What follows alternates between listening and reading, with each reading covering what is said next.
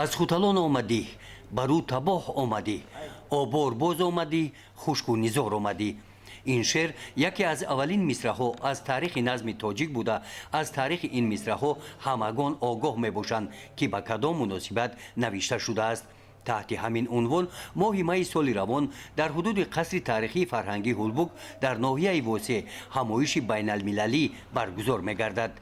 با این مناسبت مؤسسه دولتی ممنوعگاه تاریخی فرهنگی هولبوک به همایش بین المللی آمادگی دیده ایستاده است. طبق معلومات اگنتی حفظ میراث تاریخی و فرهنگی نزد حکومت جمهوری تاجیکستان در این همایش تا این ماه تاریخ شناسان زیاده از 50 کشورهای جهان برای اشتراک نامنویس شدند. با این مناسبت با مقصد استقبال گرم مهمانان در قصر شاهانه هولبوک در صحن حولی این موزه تاریخی کارهای سبز و خرمگردانی ادامه دارند. هر یک نفری که خواه مهمان خواه شهروند هموطن باشد خواه از خارج کشور باشد ما طول فعالیت خویش اثبات ساختیم که ما قادر هستیم که تاجیکانه دوست آید گرم در آغوش گیر. ما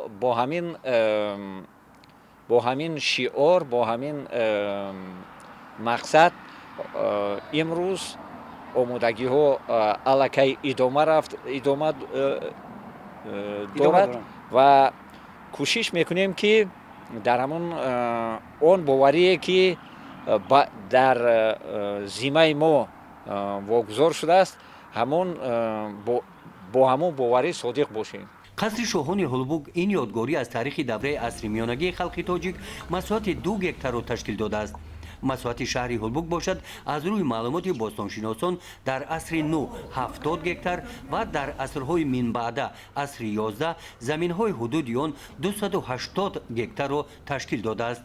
از موزه تاریخی فرهنگی هولبوک طبق اطلاع رهبریت مؤسسه در سال 2025 6000 سیاحان از کشورهای خارجی دیده نمودند. گزارش خوجا نظریف خدای نظر ظهوروف از ناحیه واسه برای برنامه اطلاعاتی نوید.